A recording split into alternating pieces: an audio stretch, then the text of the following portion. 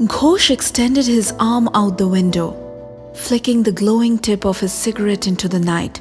"Not this world," he said, glancing disappointedly about the interior of the train. He tilted his head towards the window. "England, America," he said, as if the nameless villages they passed had been replaced by those countries. "Have you considered going there?" My professors mention it from time to time, but I have a family," Ashok said. Ghosh frowned. "Already married?"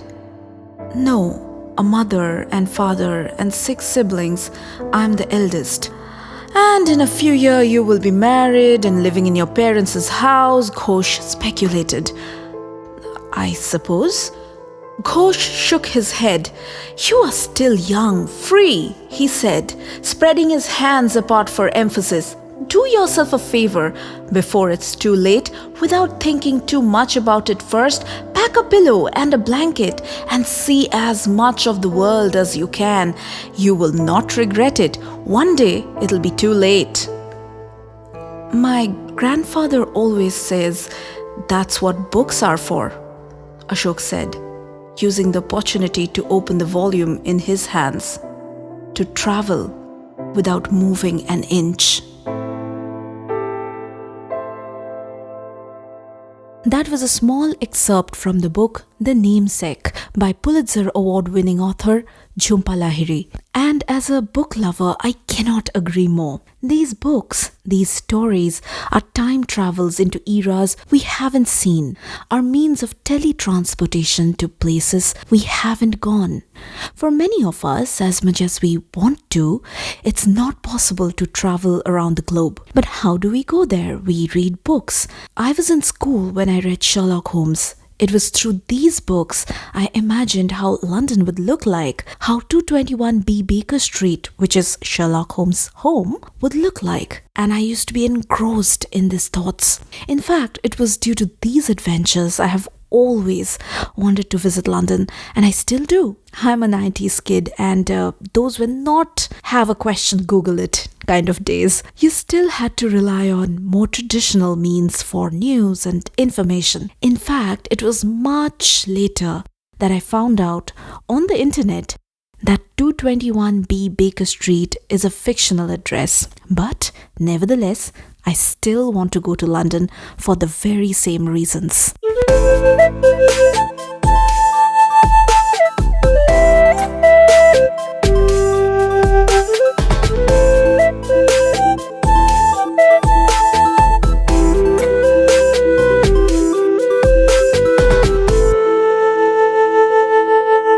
Hello everyone, welcome to yet another episode of O Folk with me, Shilpa. I want to start off by thanking each and everyone who has been following my podcast. I have just started the journey. It's been 2 weeks and I already have over 200 plays. Might not be a huge number, but it means so much for me. I have received such amazing feedback. So many of my friends and even people I don't know directly have shared it on social media, tweeted about my podcast. I'm genuinely on cloud 9. This project is a piece of my heart, and knowing that so many people are loving it makes me feel so content from within. It honestly motivates me so much to do better with each episode.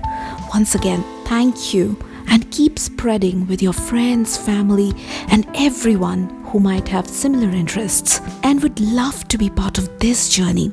Motive of this podcast is not just to share a single folktale, but to share cultures building those folktales, promote unknown culture stories related to them, and know and appreciate the world a little better.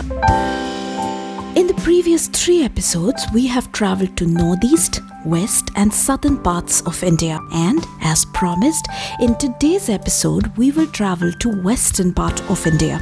So, western part of India includes states of Goa, Gujarat and Maharashtra, along with the Union Territory of Dadra and Nagar Haveli and Daman and Diu. State of Rajasthan is also considered by some as part of Western India, but there are counter arguments to that. state of Maharashtra is known for the city Mumbai, home to the Hindi language film industry, popularly known to the world as Bollywood. Rajasthan, on the other hand, is known as the state of royals. But today's story comes from none of these popular places. It comes from a much lesser known union territory of Dadra and Nagar Haveli. Even growing up in India and spending most of my life there, I have quite seldom heard about Dadra and Nagar Haveli. Very rarely I have seen people talk about this place, and I'm pretty sure only a handpicked few will actually know about the history of this place. The position of this union territory and its capital Silvassa, away from the bustle of modernity, quietly snuggling amidst its tribal ethos, gives it an obscuring old world charm. Dadra and Nagar Haveli was ruled by the Portuguese from 1783 until the mid-20th century. The capital Silvassa derives its name from the Portuguese word silva, meaning woods. The Portuguese were granted the area of Nagar Haveli on the basis of friendship treaty, actually better to say compensation package.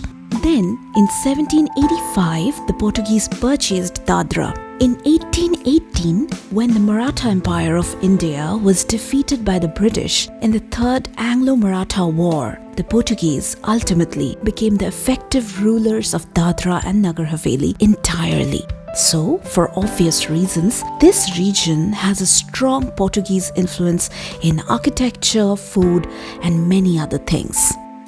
This region is extremely rich in art, handicrafts, and folk culture. This is home to many tribal groups of people like Dhodia, Varli, Kokna, Koli, and many other tribes. A very popular tribal dance, best seen in the capital Silvassa, is called Tarpa, which is named after the wind instrument played during this dance. The instrument is made from gourd, bamboo, and palm leaves. The dance involves both men and women and is performed at night during the harvest season, roughly between September to November. The man with the tarpa stands in the middle of a circle made by the other dancers, holding each other by their waists. On an auspicious night of celebration like harvest, marriage, or any festival, under a starry sky with a glowing moon, men and women in colorful attires, hand in hand, their silhouettes move in a rhythmic circle along the narrow lanes of a village, hopping forward and backward to the music flowing from a high-pitched nasal-sounding instrument. Like music and dance, folk tales are an integral part of the tribal communities of Dadra and Nagar Haveli. A child is a very important part of these tribal families. Elders of the family use folk tales to educate and train children into norms of life. Stories are used to nurture and develop a child's wisdom and imagination. It is also a powerful tool to introduce children to various elements of nature and even spirituality. Today's story is a proud heritage of the Dhodia tribe. And without any delay, let's jump straight into the story. You are listening to O Folk with me, Shilpa Das Gupta. An exclusive podcast where we walk together down the folk trail with folk tales and vibrant culture stories from across the globe. It was an extremely cold, bone-chilling night in this village. People in the village did not have enough warm clothes to save themselves, so some went behind the hills while others tried to take shelter inside caves. And those who stayed back in the village had to think of means to keep themselves warm, like lighting up firewoods in front of their huts or mud houses. There lived this really old couple in this village. Because of their age, they couldn't leave home, so they had to lit firewood in front of their house to keep themselves warm. Both the husband and wife sat in front of the fire, tried to get the warmth and survive the cold. While sitting in front of the fire and basking in the warmth, they started chatting to each other. The old man said to his wife, I wish I was rich. I had so much wealth and power that everybody would look up to me. People would flock around me and they would consider me as their leader. That would have been so nice. I would have enjoyed that so much. There is no fun in being poor and being nobody.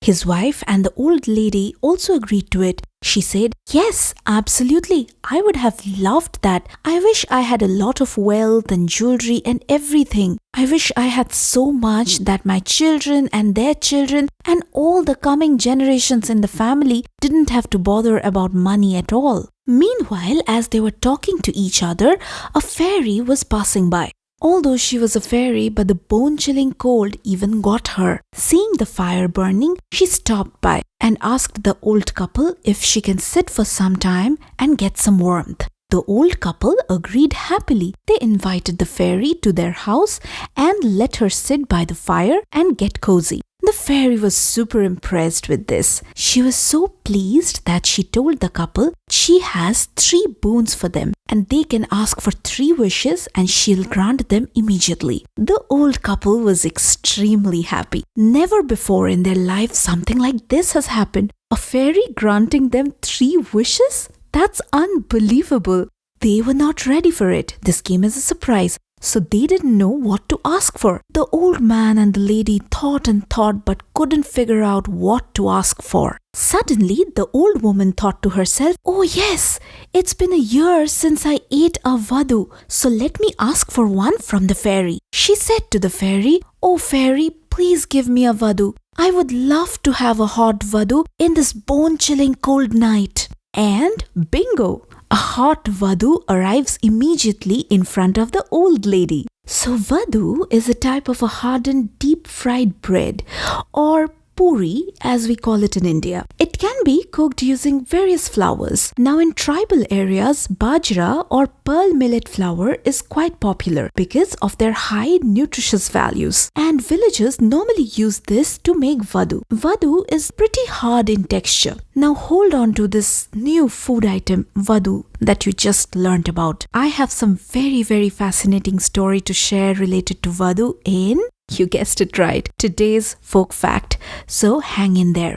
Now again, coming back to the story. So the old lady asked for a vadu, but the old man got really angry at that. How could she ask for a stupid vadu? And also, how could she be so selfish to ask for just one?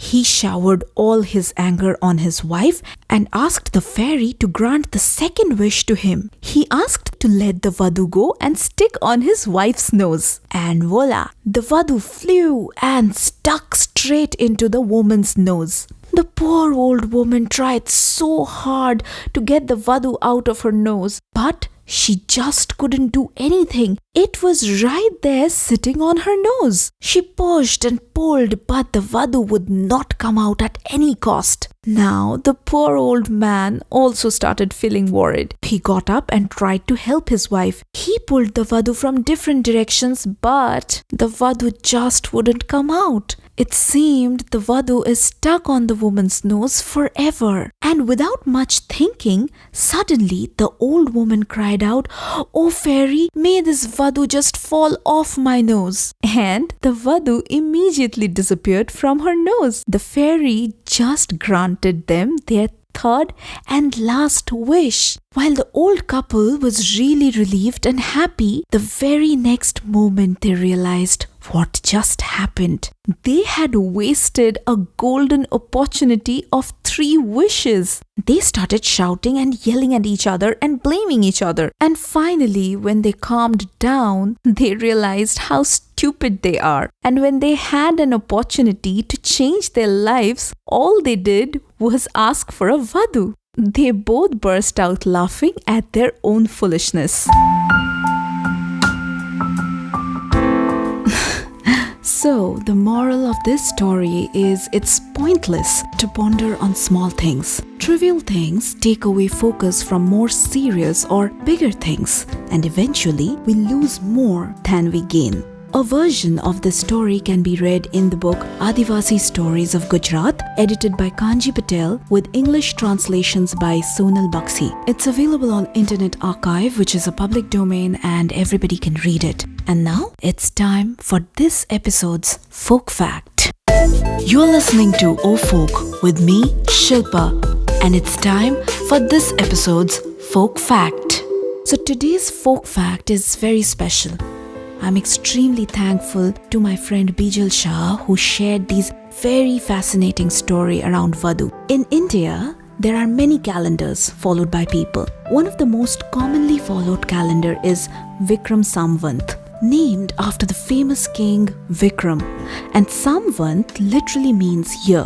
Vikram Samvant is a lunar calendar. In this calendar, each month is divided in two parts based on the lunar phase. From new moon to full moon, the 15-day period is known as Sud, meaning moon is being formed. And from full moon to new moon, that 15-day period is known as Vad, meaning moon is decaying. Now coming back to the food item of our story today, Vadu. So Bijal mentioned to me that Vadu is typically made on the 6th day of this lunar Vad or dark period during the month of August-September, which is how I believe it got its name, Vadu. And next day no one cooks and no one turns on the oven or the fire to cook. So that day people eat cold food from the previous day, which for example is Vadu. And very interestingly, Bijal mentioned that this year on August 27th,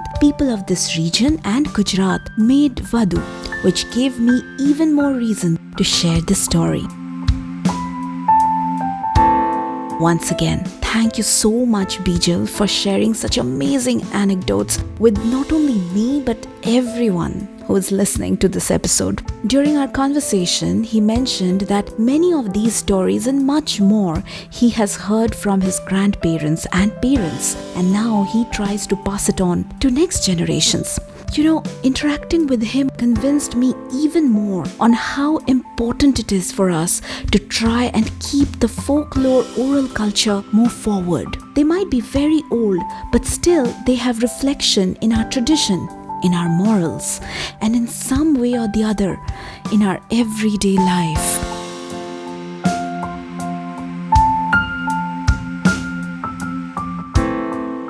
That's all I have for this episode, and with that, we also complete a mini India tour. But I will come back to India. I have to. As Anthony Bourdain wrote back in 2007, India would be a life's work and an unfinished one, no matter how long we spent there. On that note, I will bid goodbye. Continue to be my companion on this eternal journey as we explore the unexplored tales, travel the unknown culture paths. Do share and spread the word about O Folk, because that is the whole point of doing this, so that more people know about these stories and the loop of oral culture is kept alive through us. And I won't be able to do any of this without your support. Follow, subscribe O Folk on any podcast platform of your preference. It's on all major platforms like Google Podcast, Apple Podcasts, Spotify, Amazon Music, iHeartRadio, and so many more.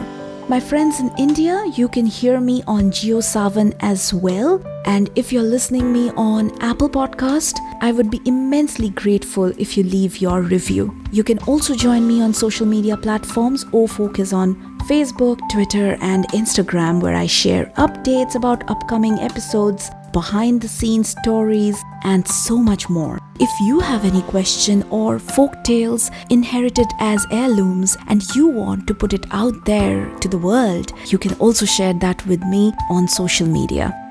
And one more thing, with the pandemic still going on and going pretty strong with the surge in Delta variant, stay healthy, be careful, and be extra cautious about yourself and others around you.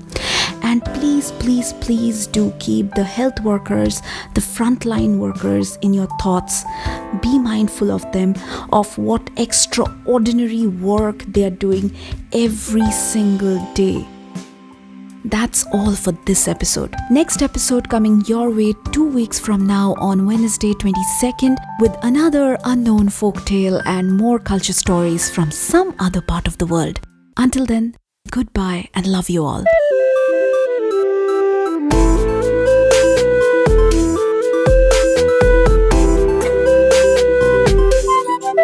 Podcast.